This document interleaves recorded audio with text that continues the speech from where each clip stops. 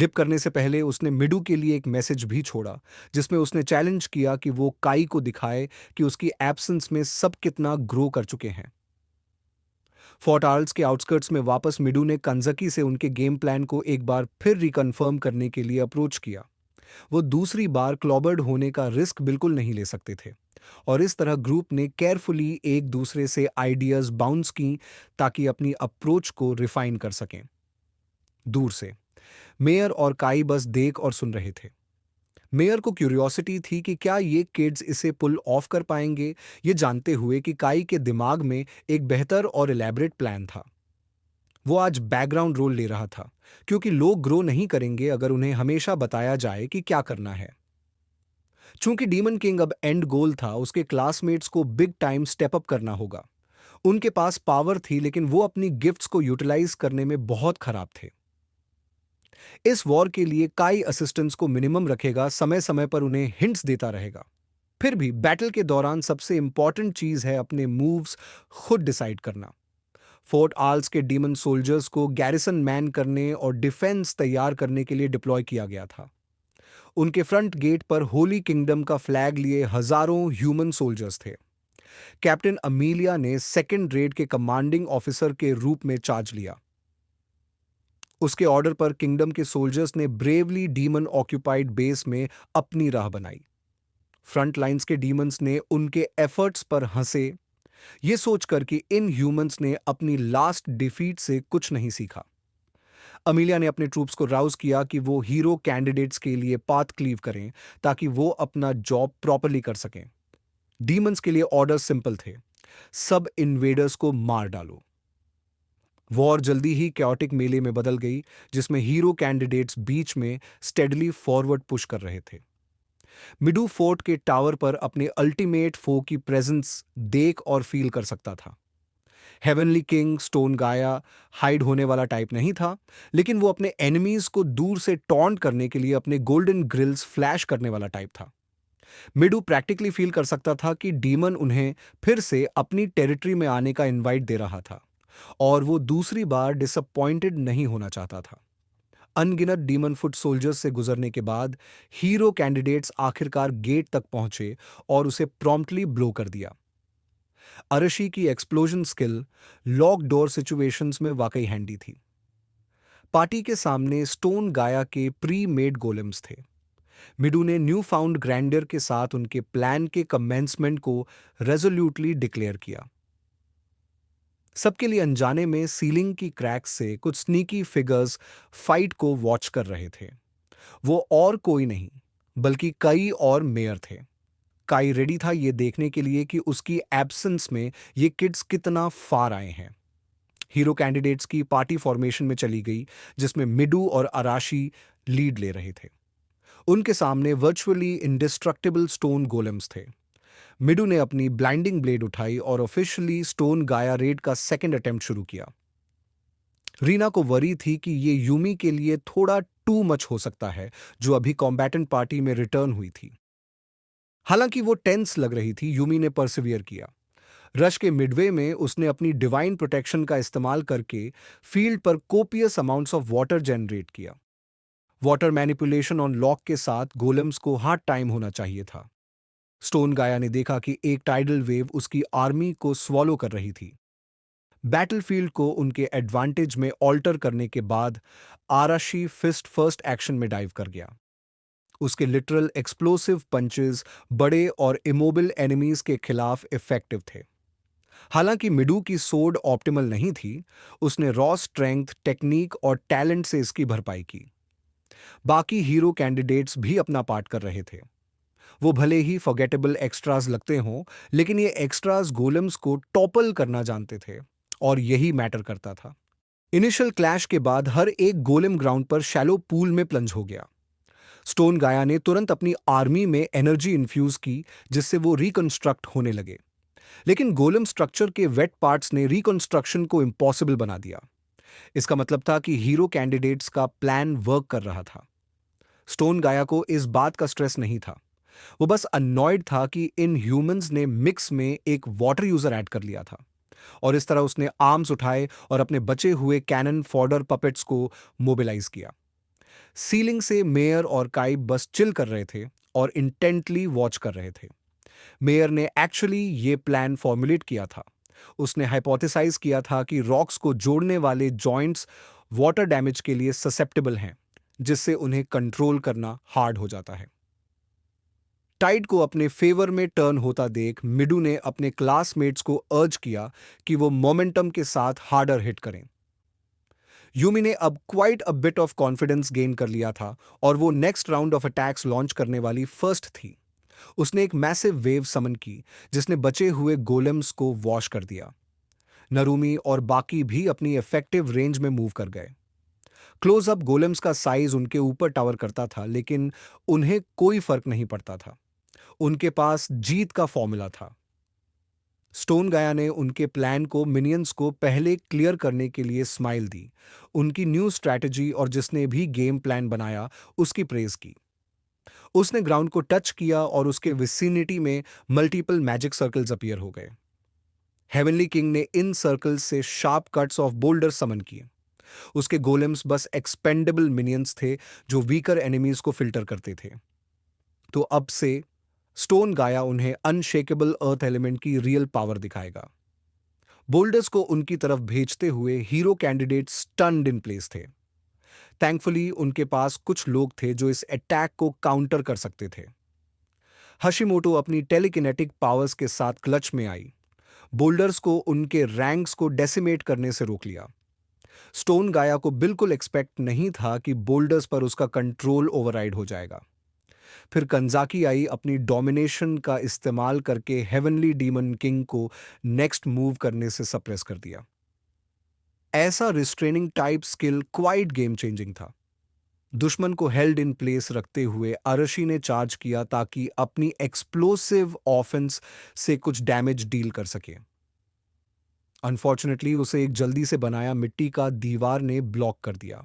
उसकी विस्फोट की शक्ति मिट्टी में अवशोषित हो गई, निर्धारित लक्ष्य तक पहुंच नहीं पाई।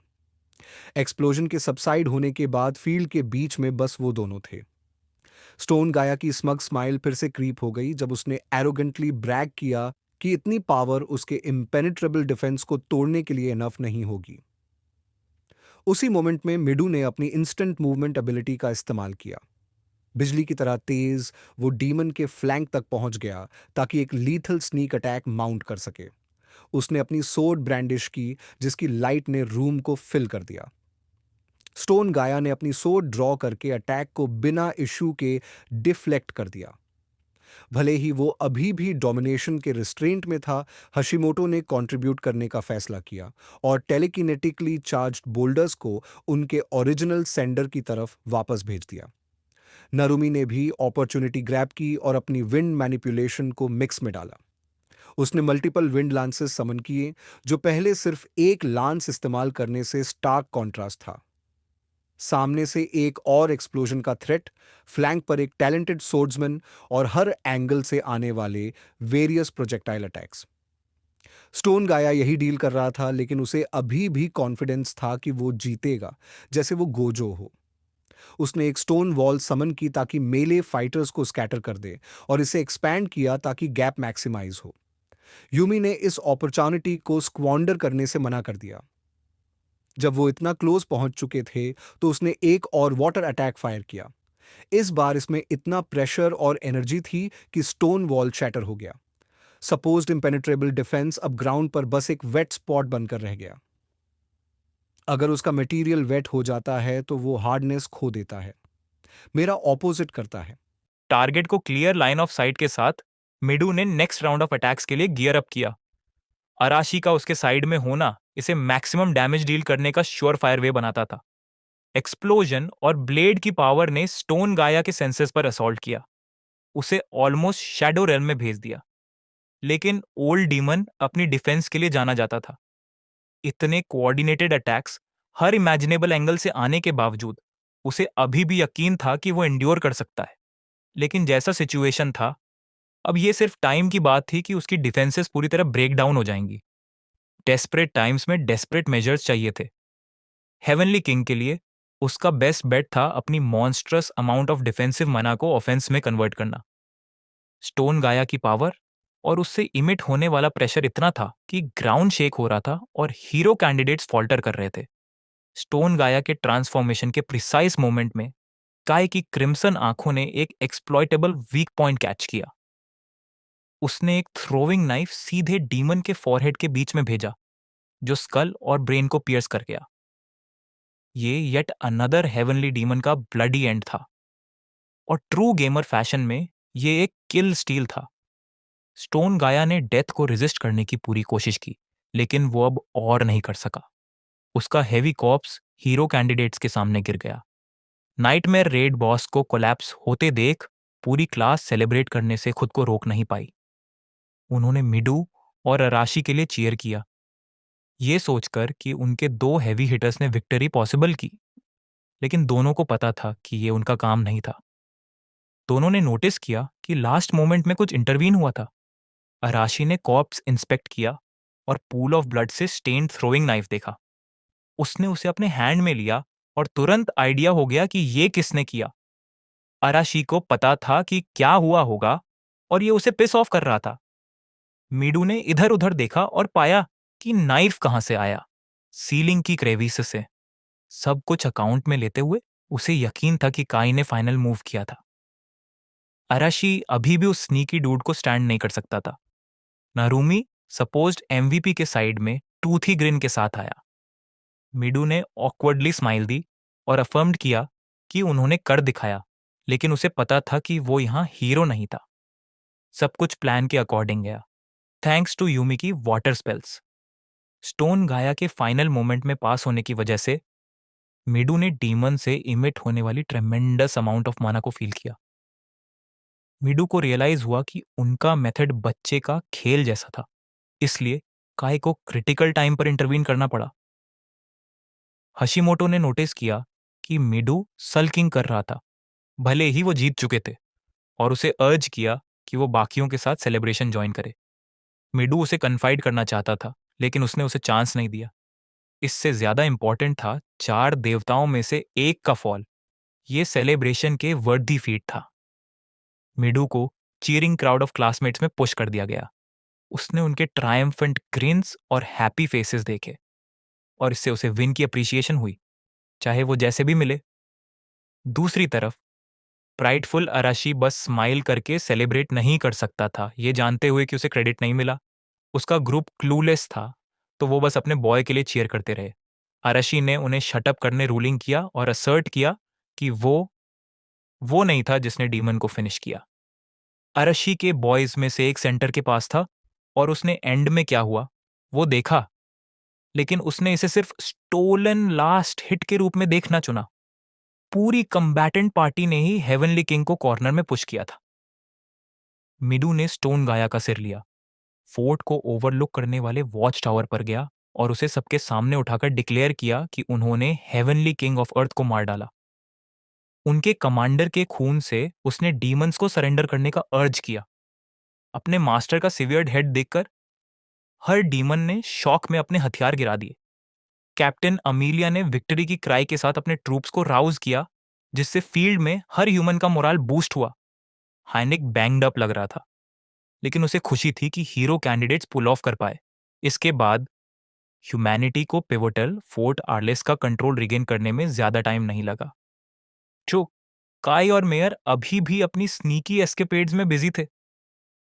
उसने पूछा कि ह्यूमंस ने कैसे जीत लिया जब दोनों आर्मीज की नंबर रफली इक्वल थी। काई ने एक्सप्लेन किया कि ऐसा इसलिए हुआ क्योंकि डीमन किंग की आर्मी अक्सर एक कैरिज्मेटिक फिगर हेड पर डिपेंड करती है। जब वो लीडर गिर जाता है तो ऑर्गेनाइज रेजिस्टेंस इंपॉसिबल हो जाता है। विमबर्ग के डिफीट होने के बाद भी ऐसा ही हुआ। उनका पीछा एक भी डीमन ने नहीं किया जब उनका लीडर गिर गया। काई ने इस फ्लॉ को डीमन किंग आर्मी की वीकनेसेस में से एक बताया। मेयर को भी क्यूरियोसिटी थी कि क्या काई के लिए लास्ट हिट लेना ओके था, जब उसका गोल बस अपने क्लासमेट्स को शैडोज से ट्रेन और सपोर्ट करना था। ट्रूथ में काई के पास चॉइस नहीं था। स्टोन गाया के ट्रांसफॉर्मेशन से इमिट होने वाली ट्रेमेंडस किलिंग इंटेंट को फील करने के बाद उसे इंटरवीन करना पड़ा, वरना पूरी क्लास वाइप आउट हो जाती। ऑल्सो वो बस अपना जॉब असैसिन के रूप में कर रहा था। उसे बस होप थी कि मिडू और बाकी समझ जाएंगे। वो भले ही शो न करे, लेकिन वो सरप्राइजिंगली अपने पियर्स के लिए ओवर प्रोटेक्टिव था। टॉपिक चेंज करते हुए काई ने मेयर से कहा कि वो उसे बस उसके नेम से रिफर करे। Caught off guard. Elf girl blush कर गई और अपने वर्ड्स में स्टंबल हो गई। थोड़ा काल्म होने के बाद उसने टिमिडली पूछा कि क्या वो उसे काई कह सकती है। वो इस लेवल ऑफ फैमिलियरिटी के साथ फाइन था। काई ने पलटकर देखा कि मेयर कितना हेविली ब्लश कर रही थी। उसने अपनी रीजनिंग से बाहर निकलने की कोशिश की, लेकिन मिजरेबली फेल हो गई। अभी 4 देवताओं में से 2 काई के हाथों से गिर चुके थे। ये दानव राजा के सेनापतियों का आधा हिस्सा था, लेकिन डीमन किंग के डिसेंडेंट्स भी थे, जो कम से कम इजाबेल जितने ताकतवर थे। डीमन किंग को अल्टीमेटली स्ले करने की journey bound to be a long one थी। आइए अब एक फॉरेन लैंड की तरफ ध्यान दें, जहां 20 टीयर्स वाली एक मेडन को कुछ अनस्क्रूपुलस कैरेक्टर्स हंट कर रहे थे। वो भले ही बैंग्ड अप थी, वुंड्स और स्क्रैचेस से कवर्ड थी, लेकिन उसकी फाइस्टी नेचर अभी भी फुल डिस्प्ले पर थी। डीमंस जो उसका पीछा कर रहे थे ने उसके हार्ट की तारीफ की, लेकिन उसका बॉडी अपनी लिमिट के करीब था। एक यंग डीमन ने अपने सबॉर्डिनेट को मैसेज रिले किया। उसने आखिरकार प्रिंसेस को कैच कर लिया था। इस पॉइंट से फेडरेशन ऑफ बीस्टमैन अब एग्जिस्ट नहीं करता था। हेवनली किंग ऑफ अर्थ की सक्सेसफुल सब्जुगेशन के एक हफ्ते बाद फोर्ट आर्लेस ह्यूमैनिटी का एक स्ट्रॉन्ग होल्ड बन चुका था। आर्मी की रीसेंट ट्रायम्फ के साथ पूरे किंगडम का एटमॉस्फेयर ब्राइटन हो गया था। नाइट्स का मोराल स्काई हाई था और हीरो कैंडिडेट्स फेम और रिकॉग्निशन में कंटिन्यूअसली राइज कर रहे थे, ह्यूमैनिटी की होप बनते जा रहे थे। किंग ने पर्सनली मिदू, क्लास के लीडर, को ग्रैटिट्यूड एक्सटेंड की। फोर्ट आर्लेस के रेड में उसके एफर्ट्स के लिए उसे लॉर्ड का टाइटल दिया गया और वो ऑफिशियली नाइट बन गया। जैसे ही वो स्टफी थ्रोन रूम से बाहर निकला, वो फ्रेंड्स के साथ टी पीने और चिल करने चला गया। हाशिमोटो को अपने ब्रेव लीडर को इतना नर्वस देखकर अम्यूजमेंट हुआ। एमिलिया ने भी थोड़ा फन पोक्ट किया, जबकि हाइनरिच समझ गया कि मीडू को नोबल एटिकेट की ज्यादा जानकारी नहीं थी।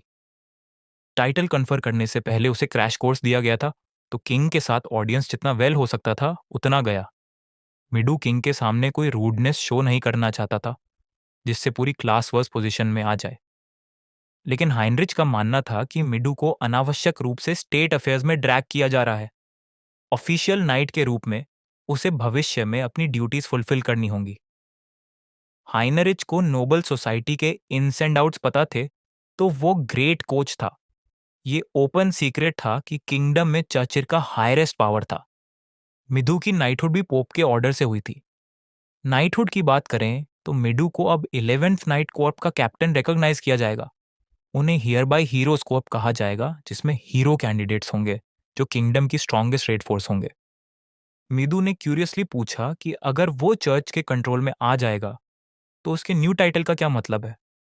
इसका जवाब देने के लिए हाइनरिच को स्टेट और अथॉरिटी अफेयर्स के कॉम्प्लिकेटेड डिटेल्स में याप करना पड़ता। रीजन चाहे जो भी हो, मिडू अब बाकी कैप्टन्स के सेम स्टैंडिंग में था और वो पोजीशन रिस्पॉन्सिबिलिटीज के साथ आती थी। फोर्ट के आउटस्कर्ट्स में मेयर और काई केंजाकी से मिले ताकि गैंग की कुछ रिपोर्ट्स मिल सकें।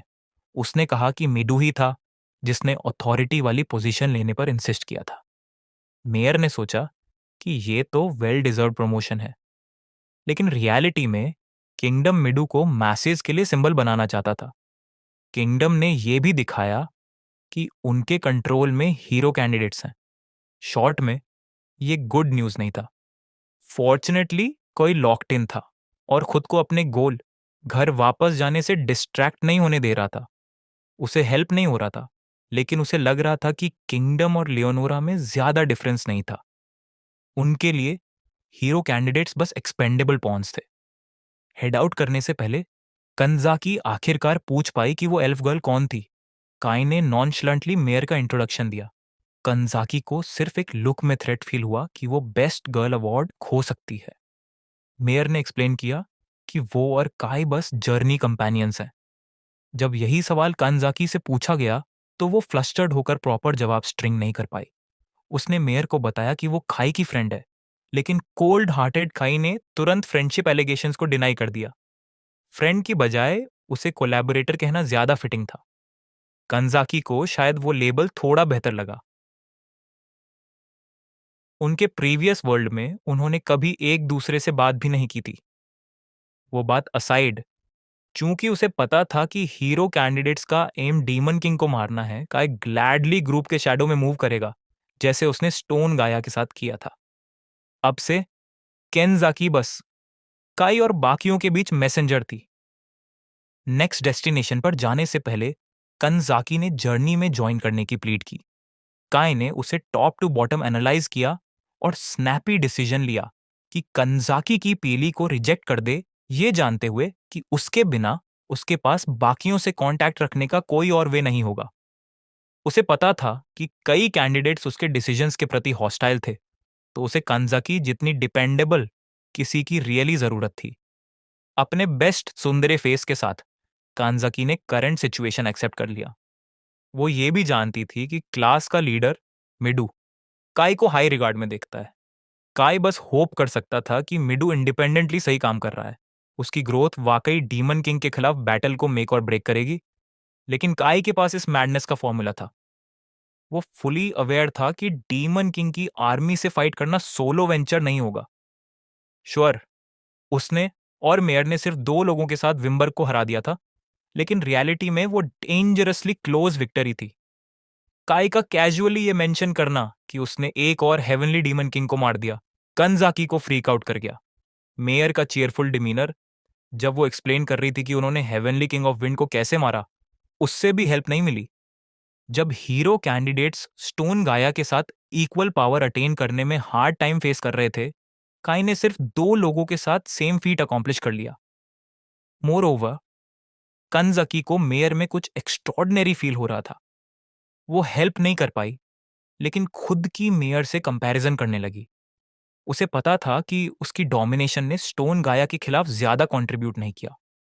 काय ने यह भी डाइवल्ज किया कि 4 देवताओं से भी स्ट्रॉन्गर एनिमीज हैं। उनकी करंट पावर के साथ उन पावर हाउसेस के खिलाफ स्टैंड करना इम्पॉसिबल होगा। कांजाकी को अपने क्लासमेट्स और किंगडम को ऑब्जर्व करना होगा। काय कांटेक्ट में रहेगा। उसने अपनी रोल समझ ली और वो काई के लिए यह करना चाहती थी। लीव करने से पहले काई ने मिडू को अपनी इंटेंट रिले की कि वो डीमन किंग को डिफीट करने का अपना वेवर्क करेगा। मेयर उसके साथ चीयरफुली दौड़ते हुए कंजाकी को गुड बाय कह रही थी। इस कॉन्वर्जेशन ने कंजाकी के अंदर डिटर्मिनेशन की स्पार्क जगा दी। वो बैकग्राउंड कैरेक्टर नहीं बन सकती, उसे स्ट्रॉन्गर होना होगा। स्टोन गाया की डिफीट के बाद होली किंगडम की आर्मी ने डिमोनिक टेरिटरीज पर लार्ज स्केल इन्वेजन माउंटेड किया। न्यूली फॉर्म्ड हीरोज कॉर्प्स की वजह से आर्मी का मोराल इससे हायर नहीं हो सकता था। उन्होंने इस मोमेंटम का इस्तेमाल करके जितना हो सके पुश किया, एक के बाद एक टेरिटोरी सीज करते गए। रिजल्ट में होली किंगडम ने उर्गानो माउंटेन के आसपास कई फोर्ट्स कॉन्कर कर लिए, जिससे आखिरकार न्यूट्राइट सिटी की ऑफिशियल लिबरेशन हुई। इतने कम टाइम में 2 हेवनली डीमन किंग्स की डेथ्स ने इस कॉन्क्वेस्ट को पॉसिबल बनाया। विम्बर्ग के बिना जो डीमन किंग की लॉजिस्टिक्स के लिए रिस्पॉन्सिबल था, उनके क्रम्बल होने में बस टाइम की बात थी। होली किंगडम की आर्मी को जो नहीं पता था, वो था रगी काई का इसमें रोल। सक्सेसफुल कैंपेन के बाद हीरो कैंडिडेट्स को किंगडम में वापस कॉल्ड किया गया ताकि उन्हें सेलिब्रेटेड किया जाए। नरूमी ने अपनी फिल तक ड्रिंक किया। उनके लिए एट्रीब्यूटेड विक्ट्री बैंक्वेट एक ब्लास्ट था। इस वर्ल्ड में 15 साल के किड्स को अडल्ट्स माना जाता है, तो वो बूज ड्रिंक कर सकते हैं।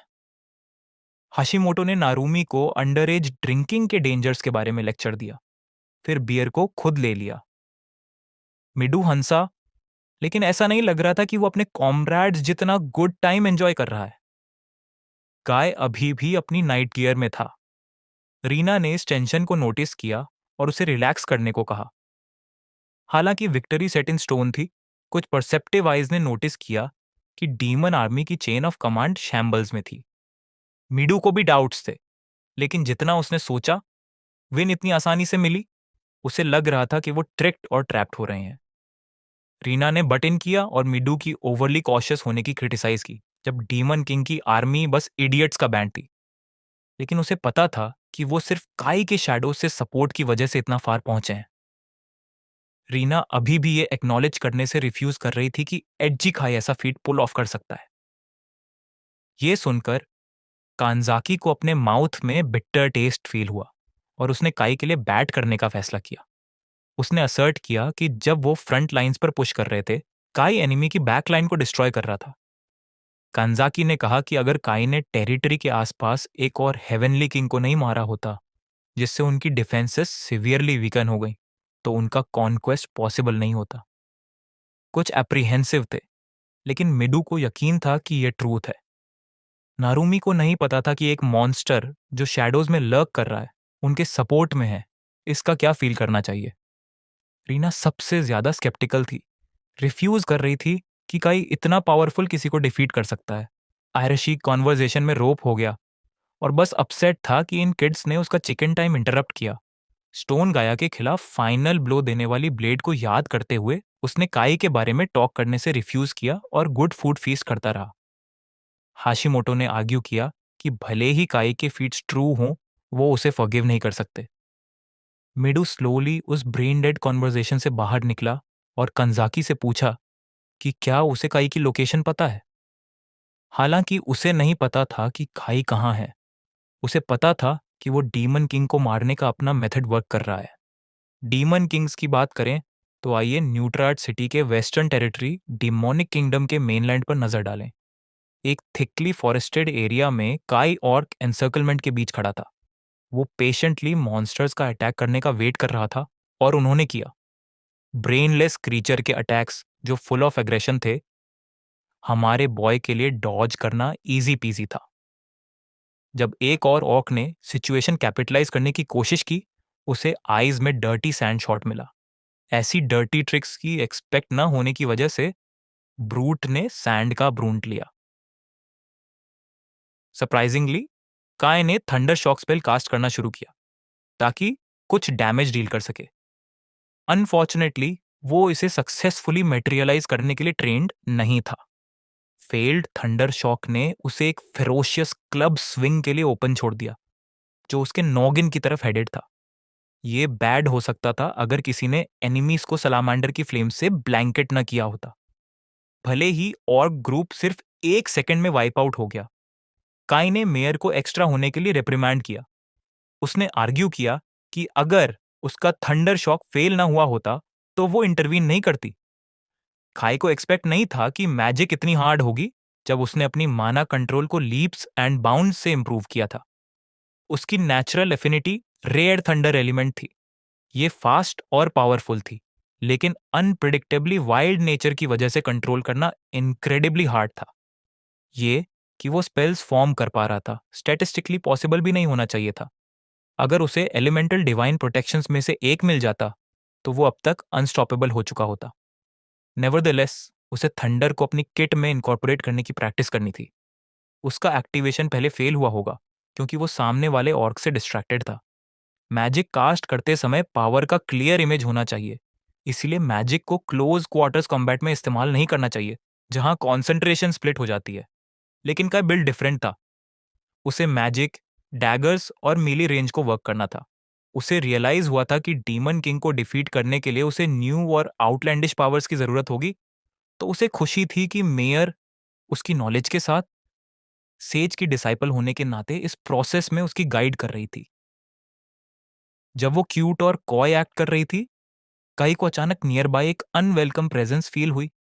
सडनली एक न्यू बैच ऑफ ऑक्स ने काई और मेयर को हर एंगल से एनसर्कल कर लिया। लेकिन ये गुड थिंग था। पूरी ट्राइब के अपने लेयर से बाहर आने की वजह से काई के पास प्रैक्टिस के लिए प्लेंटी ऑफ ट्रेनिंग टारगेट्स थे। कुछ मोमेंट्स बाद क्राउड बढ़ गई। ऐसा लग रहा था कि सिर्फ ऑर्क्स ही नहीं थे, हर तरह के बीस्ट्स और डीमंस प्ले करने आए थे। हर तरह की मॉन्स्ट्रोसिटीज एक से बढ़कर एक अगली पता नहीं कहां से पोर हो रही थी। काय को उनकी शेयर क्वांटिटी की परवाह नहीं थी। वो बस कुछ थंडर शॉक प्रैक्टिस करना चाहता था। इस बार उसका कास्ट थ्रू आया और वो एनिमीज के बॉडीज में थंडर सेंड करने में केपेबल था। इनिशियल शॉक और क्रैकल के अलावा इसने कोई डैमेज नहीं किया। श्योर, इसने थोड़ी सी स्किन बर्न की, लेकिन ये किलिंग मूव के रूप में इस्तेमाल करने के लिए नियरली इनफ नहीं था। अभी के लिए कम से कम उसने रियल कॉम्बैट में इसका इस्तेमाल किया, भले ही फायर पावर सिवियरली लैकिंग थी। एक ऑर्क ने साइड से स्नीक अटैक करने की कोशिश की और काय इजीली वहां से निकल गया। उसने एक ट्री में फुटहोल्ड एस्टैब्लिश किया और मॉन्स्टर्स को स्पीड और एक्यूरेसी का शो दिया, जैसा उन्होंने पहले कभी नहीं देखा था। अबव से ब्रिलियंट मूवमेंट से मेस्मराइज्ड होने की वजह से मॉन्स्टर्स ने ब्लेड्स की रेन नोटिस नहीं की। हर एक वाइटल स्पॉट्स पर लैंडेड ऑक्स को गोरी वन शॉट में किल करते हुए। करेंटली काई का सबसे इफेक्टिव वेपन उसके डैगर्स थे, माना से इम्ब्यूड और एक्यूरेसी और फायर पावर के साथ थ्रोन। अभी के लिए मैजिक कास्टिंग को और पॉलिश की जरूरत थी। अप अबव एक वाइट टेप ने उसे कैच करने की डेयर की जब वो थॉट्स में लॉस्ट था, लेकिन ग्राउंड पर सिर्फ ब्लड स्पिल हुआ। ये एक इजी डिकैपिटेशन था। काई ने एक ट्री ब्रांच ग्रैब की जबकि उसके थॉट्स कंटिन्यू हो रहे थे। अराउंड देखते हुए फ्लाइट केपेबल मॉन्स्टर्स भी फील्ड में ज्वाइन कर रहे थे। इसके लिए वो ग्राउंड पर वापस आया और परफेक्ट टाइम टू मूव का वेट किया। इमेंस कॉन्सेंट्रेशन और मल्टीपल लीथल स्विंग्स के साथ उसने एरियल मॉन्स्टर्स को बैक टू हेल भेज दिया। काई ने एयर लिया और ट्रीज को बीस्ट और खुद के बीच सेपरेटर के रूप में इस्तेमाल किया। अनफॉर्चुनेटली एक बीस्ट वाइज हो गया और अपनी ब्रूट फोर्स से ट्री को नॉक कर दिया। एनिमीज की नंबर जस्ट टू मच थी, तो सब कुछ ट्रैक करना हार्ड हो रहा था। लेकिन इस फैक्ट ने काई की काल्मनेस को शेक नहीं किया। पाइल के बैक में एक क्रीचर थी जो बाकियों से स्टैंड आउट कर रही थी। ये एक बॉस मॉन्स्टर था। कम से कम काई अब कुछ स्टफ ट्राई कर सकता था जब उसके पास सूटेबल गिनी पिग था। ट्विन डैगर्स हैंड में लेकर खाई ने अपनी एक्स्ट्रा ऑर्डिनरी आई का इस्तेमाल करके अपना नेक्स्ट मूव मैप आउट किया। इस बीच मेयर कॉन्स्टेंटली कास्टिंग और अनएंडिंग वेव्स ऑफ मॉन्स्टर्स पर डिस्ट्रक्शन स्पेल्स पंप कर रही थी। अपनी पावर के साथ उसे फाइन होना चाहिए था जब तक उसकी माना खत्म ना हो जाए। मेयर वाकई इस एनसर्कलमेंट से बाहर निकलना चाहती थी। थैंकफुली कई रीजनेबल था और अग्री कर गया।